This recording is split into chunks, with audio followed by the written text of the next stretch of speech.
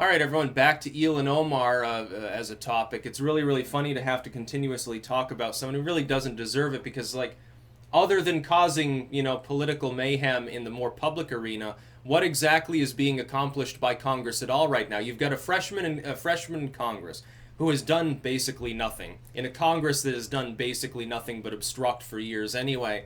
And all of a sudden, this becomes like politically very exciting to people, and it's always funny to see who they fixate on. It's funny because Ilhan Omar now ahead of Cortez as far as sort of the name brand recognition, I think, and it's very funny to see like hashtag I stand with Elon. It's like Trump's tweet there. Basically, what this is prefaced on is Trump, had that video with the 9/11 mashup with Ilhan Omar, apparently being sort of dismissive towards 9/11 as an event. Oh, some people did some things, basically being flippant about it. Now, again, in context, it's a slightly different story. In context, what she's specifically referring to is how that affected U.S. policy. But the way in which it was said, number one, it begs to be turned into a shitty political ad. Basically, look at this shitty person saying this about 9/11 victims. How dare she? We for freedom we stand, sort of stuff. Hyper patriotic. Number one, it basically begs for that. And number two, it is a gaffe, quite clearly, politically speaking. When you address a relatively recent, okay, in living memory. It's not like, fucking invoking Pearl Harbor or something like that. Oh my god, the Gulf of Tonkin is such a terrible time. You don't see that. 9/11 is recent enough to still kind of be in living memory. It's pushing that limit now because it's approaching 20 years. After, just fucking let it die. Trump's the only one that can get away with it because he was in New York at the time. Basically, when you address something like that, there's the expectation, this is just sort of the way society works. You have to live in it even if you don't agree with it. I personally don't give a fuck. But you're supposed to use, like respect the victims, don't be flippant, be like more solemn and stuff. She did the exact opposite. She and AOC and some of these others, in attempting to be mavericks that rock convention, also caused themselves problems in so doing. They need to retool what they're doing.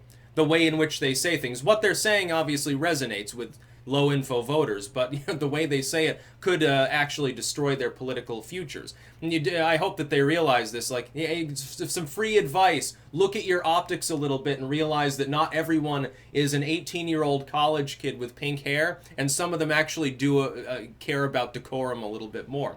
But basically, this ad is made. And she flips out. Oh my god, this is inciting violence, which it's not. It's not. That's a bullshit claim. That's basically, they didn't want Ilhan Omar to get knocked off her pedestal by Trump, so they immediately defaulted to his Islamophobia and incitement of violence, because it's just sort of what they do to Trump whenever he speaks. Anything he says can and will be used against him in a tabloid fashion. Now she's claiming, though, because, the limelight sort of started to wander away from her in the last 48 hours, so now she tried to bring it back to her. Oh my god, I've seen an increase in death threats. Trump needs to be more responsible and stop dog whistling to extremists and stuff. And I'm thinking to myself, what the fuck does that have to do with white nationalism? 9/11, okay, you're talking about Islam versus, like, what, maybe Christendom or something. It has nothing to do with white nationalism. There are white nationalists that are Islamic, and there are certainly plenty of people that are not white nationalists that question Islam. And I thought 9/11 had nothing to do with Islam anyway. Certainly didn't have anything to do with whiteness. What the fuck are you talking about? All sorts of people died on 9/11.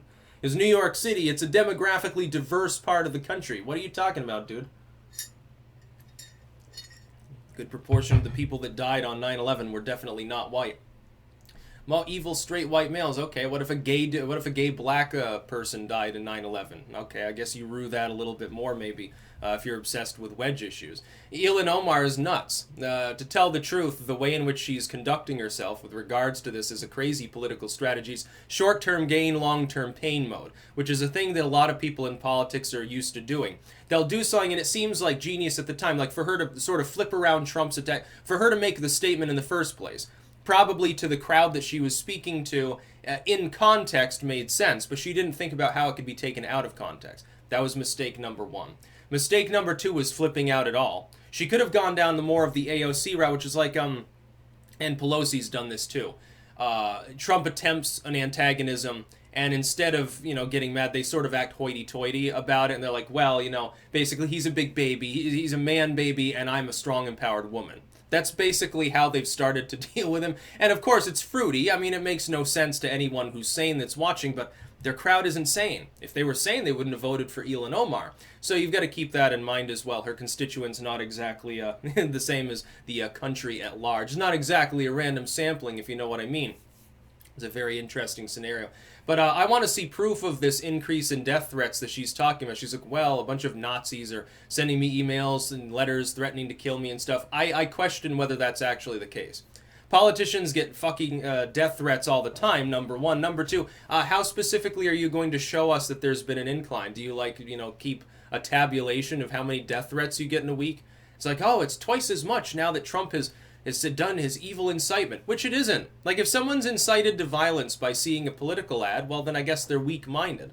Doesn't make, in other words, probably voted for Ilhan Omar. So, I don't know what her fucking problem is. Here's the other thing, is you see all sorts of violence coming from the left all the time, and it gets completely ignored.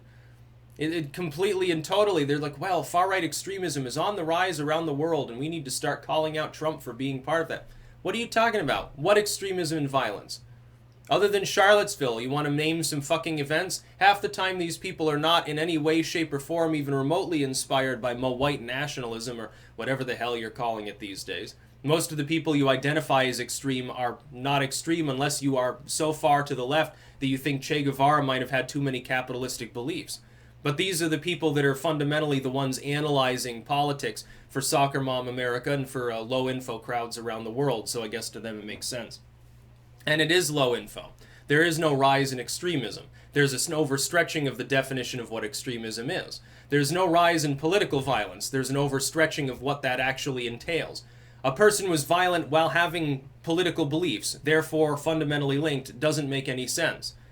There's no correlation really between the two things. And we're seeing this, like with the Data Society report, and it's being aimed at, the tech world and stuff, online content creators. Like, most of the people that are listed there are certainly not extremists. They're certainly not going to become violent as a result of that. If somebody is tipped towards violence because they see a 9/11 footage, my goodness, 9/11 was quite a while ago now, wasn't it? Ilhan Omar was still like a little kid on 9/11 probably. So yeah, she made a gaffe, and Trump made a political ad, and she tried to deflect, and, it's just a shit show, basically. That's about all. Peace out.